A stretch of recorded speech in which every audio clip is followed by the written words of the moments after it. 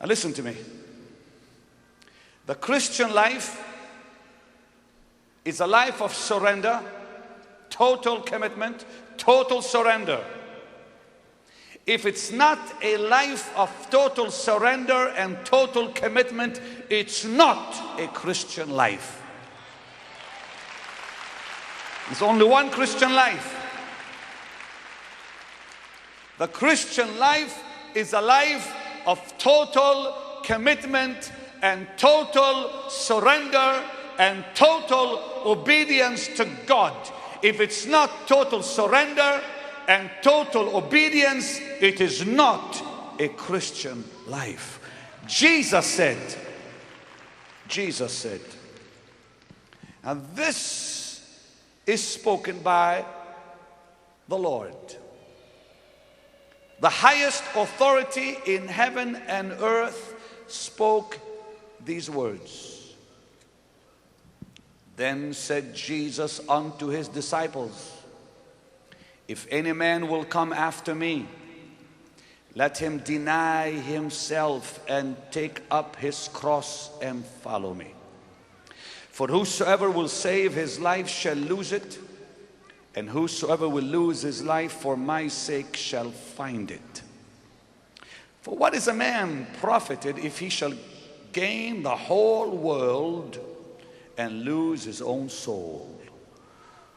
What shall a man give in exchange for his soul? Jesus said unto his disciples, if any man will come after me, let him deny himself and take up his cross and follow me. The master we serve is asking for total surrender. Now, once you come to that place where you really can obey this, if any man, if any will be my disciple, let him deny himself. If any man will come after me, let him deny himself, take up his cross. And Ben-Hadad, the king of Syria, gathered all his hosts together, and there were 32 kings with him, and horses and chariots. And he went up and besieged Samaria and warred against it. And he sent messengers to Ahab, king of Israel, unto the city, and said unto him, thus saith Ben-Hadad, thy silver, thy gold is mine, thy wives also and thy children, even the goodliest are mine. And the king of Israel answered and said, my lord, O king, according to thy saying, I am thine and all that I have. A wicked king named Ahab tells his deadliest enemy, the king of Syria, all that I am and all that I have is yours.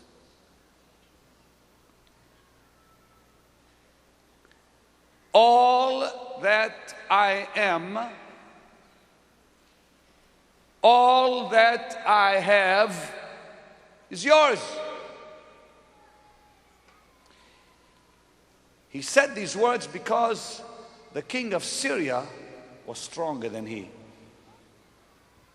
He said these words because the king of Syria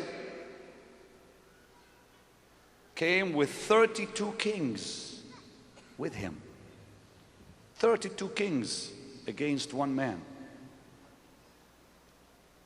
He had no choice but to say, all I have is yours. Our Heavenly Father has not come and said, your silver is mine, your gold is mine, you better give me your life. He didn't bring 32 kings with him threatening your life unless you obey what he said. King Ben-Hadad said, you do it or you die. You give me your life or you die. Our blessed Lord has never and will never threaten you. Our blessed Lord will never, ever, ever come and say, you do it, or He gives you the choice. Ahab had no choice. He said, you give me your life or I will destroy you. Our Heavenly Father will never threaten us. If wicked King Ahab can say such a thing to his enemy, how much more should we say it to our Heavenly Father? All that I am, all I have is yours. These words, if you can pray that and mean it, will change your life and drive every devil away from you.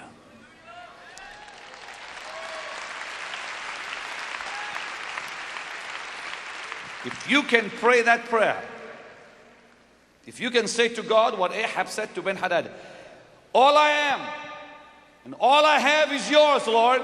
If you say that, if you come to that place in life where you can really say that, change your life. Now listen carefully. Once you say yes to the Lord, you'll mean it all right.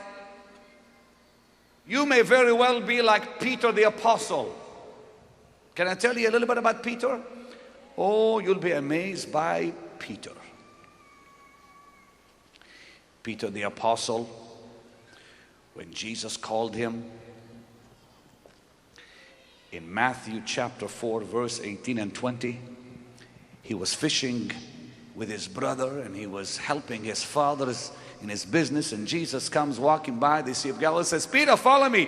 Yes, sir, I'm going where you're going. He left his fishing business and left his father and said, I'm following Jesus.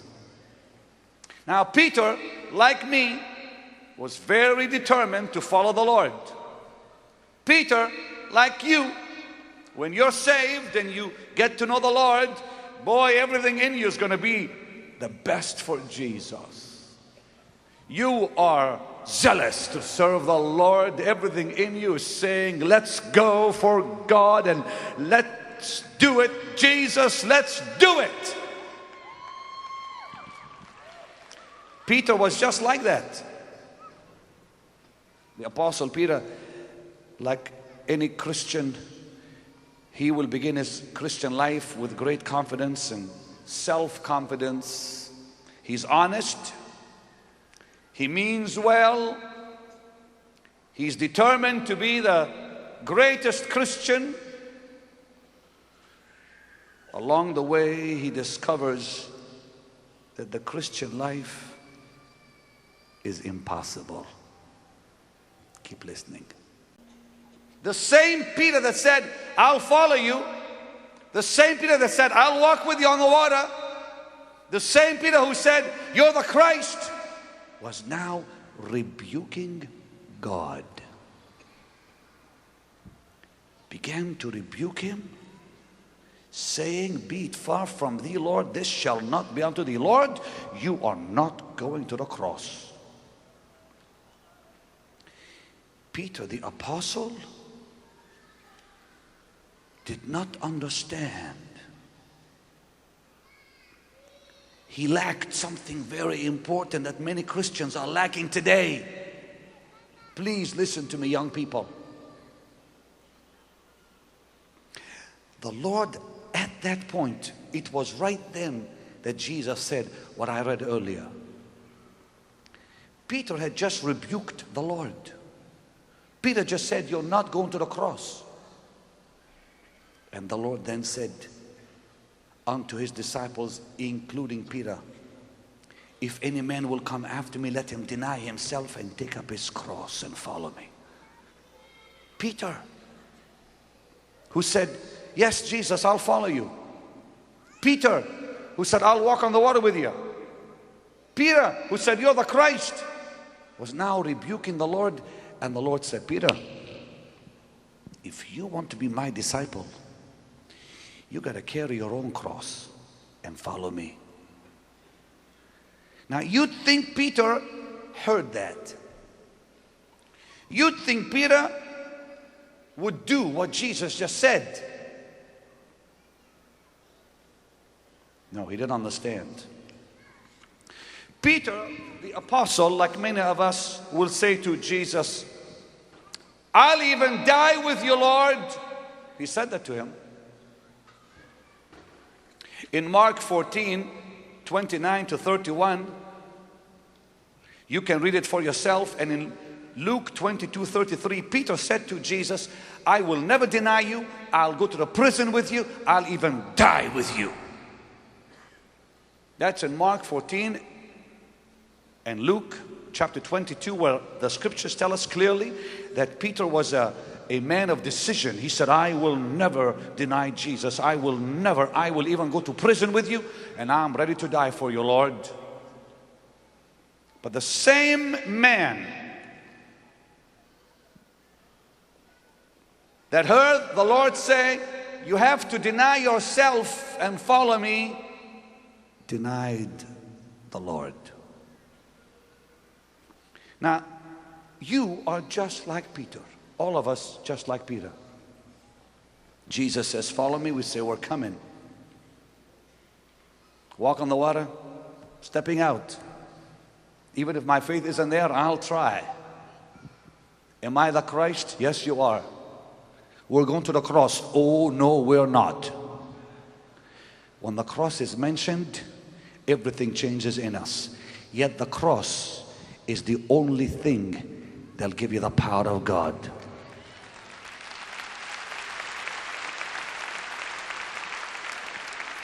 We're going to the cross. No, we're not.